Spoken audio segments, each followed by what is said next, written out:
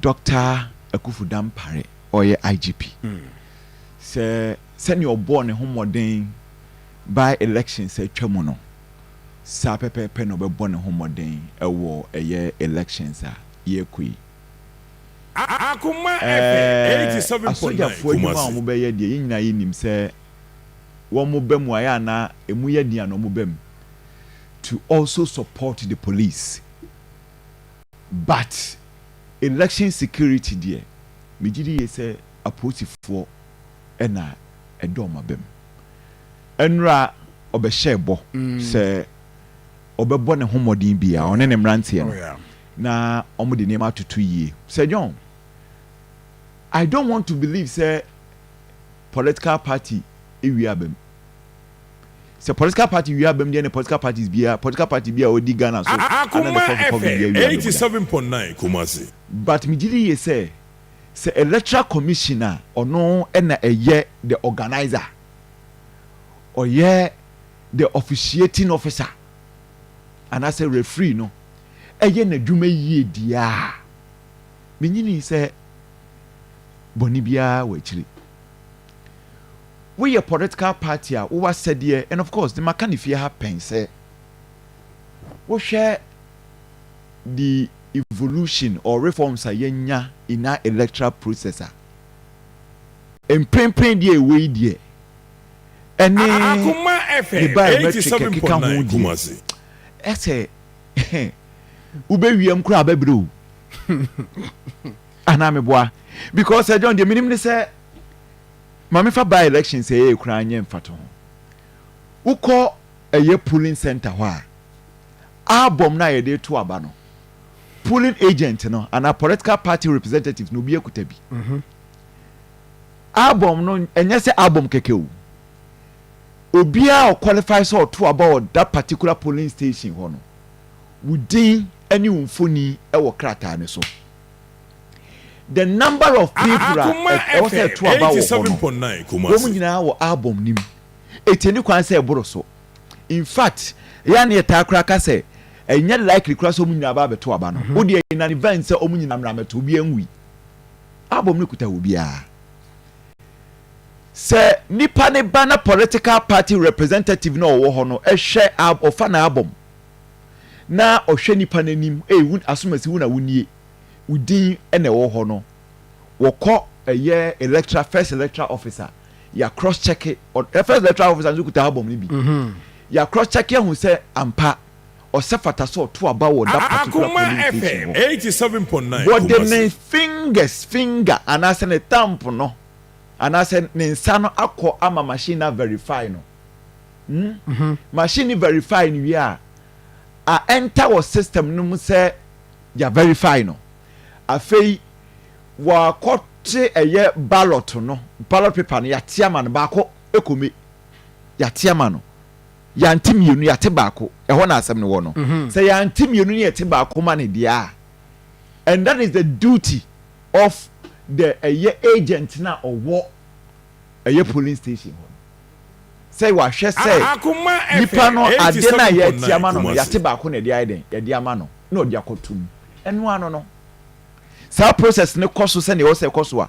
asem bia ni ho etijuma die kese pa ne die ejina party agent ne so na mo wo hwe electoral process I say go akwan mu die ase John edin so betimi awi abem to build your agents and train them well edin so betimi awi abem etimi die eya na me ye worried say ye de hye grofo adwemu say ne ebewiem ne bewiem build the agent me say ye dia ya look me ma follow election from 2000 ebesi samri but the kwa say the unim the make can say because the come wa say the unim mu betimi aba wo political party no agent betimi compromise no with this current system yan compromise with agent a edin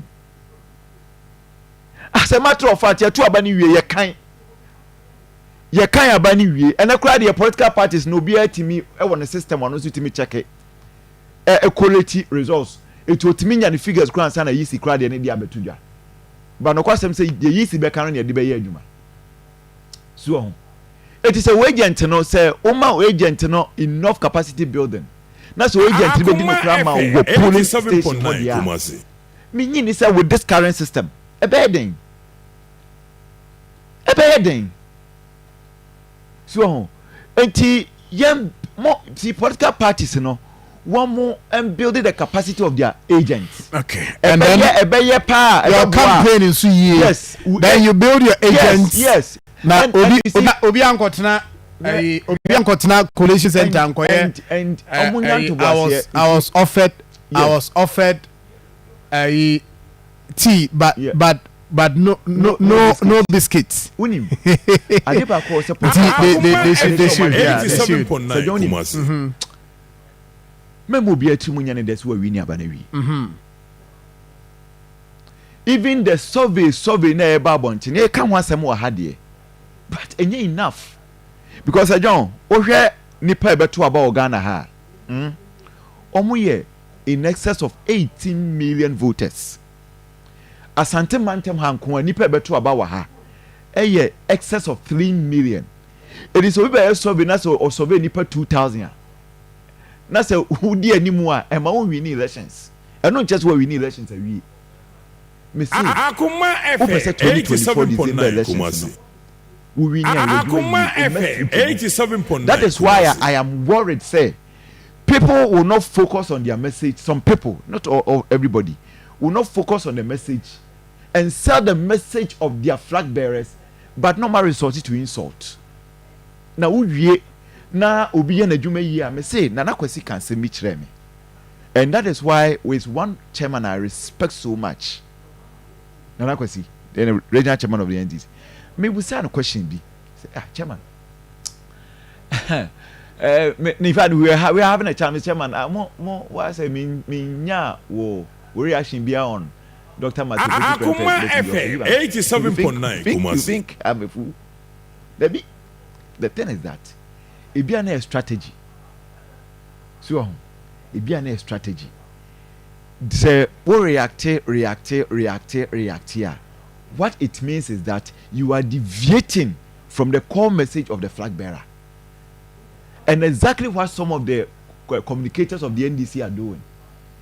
Onyakonya ne betena radio no so a instead say or propagating the 24-hour economy no attack personalities.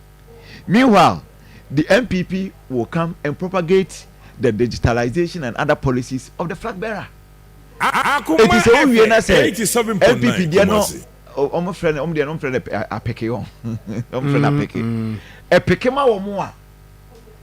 Why have catch us here we are because I don't know the ordinary Ghanaian. Look, the fact of the matter is that supporters of the MPP, supporters of the NDC alone cannot win election for any of these two political parties. And they cry there after be rem. So what I say, they cannot win election for any of the political parties. You need people from floating voters. And once someone over cannot. And these people you cannot predict them. Men can say and enough say who be winning election for that be 87.9 Kumasi. That be we are sana say we are complacent o boa we be kasi wi so that banana na ato no French ma mu olusu.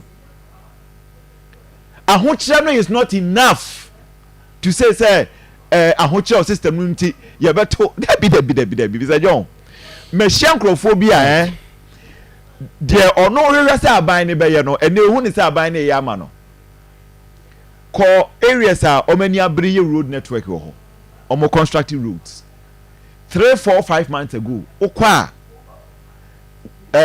on camp PP asem wo ho but me ye na kwa okọ be camp PP asem also Akoma FM 87.9 Kumasi. We opposition party how are you also couching your message to neutralize that? And then also who asem we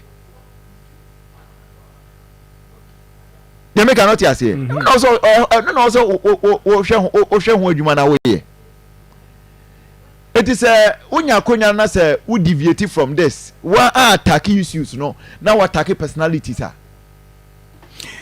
right ebe ha adwen chairman Kwesi I'm just banking my hopes. Is around the corner. Yes, I'm banking my hopes in the IGP.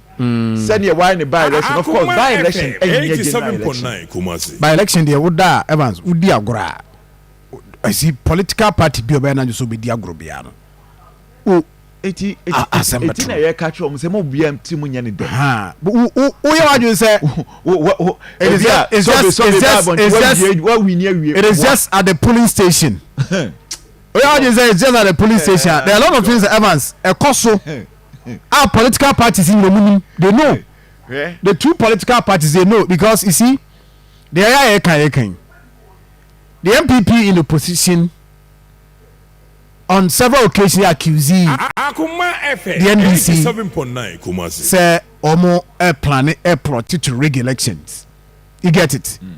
And then almost so accuse some in fact almost crowd almost go direct to the security agencies nibi say ebi mu aligned our mudu omo be adwuma and I'm saying say Evans me the bia ni wa ebe convince me say just the process na to about there are a lot of things that almost political parties they know.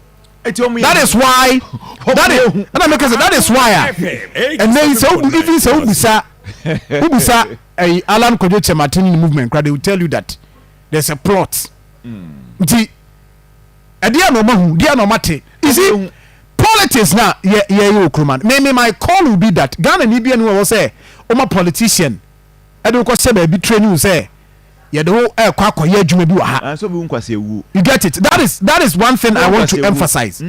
Don't go that low. Debi. Say, obi and yes sir, there are those people they are a lot of things and the cost even before on the day of election there are a lot of things that go for omo be di power political party be win power no enye sankrofo no de omo ye nkwase adwuma no una call wale oko wale no who dey see you me who dey see you pa you get it yes and apart from the process the system na here kasa biometric ni ade no there are a lot of things that cost around the system and you within the system around the system and one thing that enu kwase ye may referee say ye to aba no a see ye dey kotum no emfa system mu nipa na ye yeah. Oh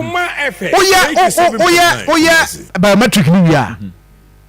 You are out of the system. And I will be to aba. Kopum si e be kan wie. Na ya certify. Na ya brought into the system. There are a lot of things that can happen within that process. Sir John, they are very simple. Me say ukuta album ni bi.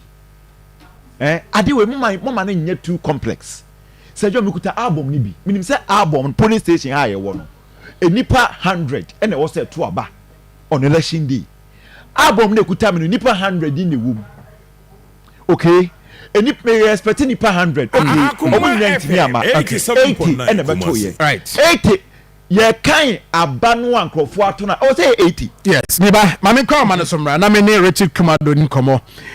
I a fraud and security consultant. Anopai but higher Akoma 87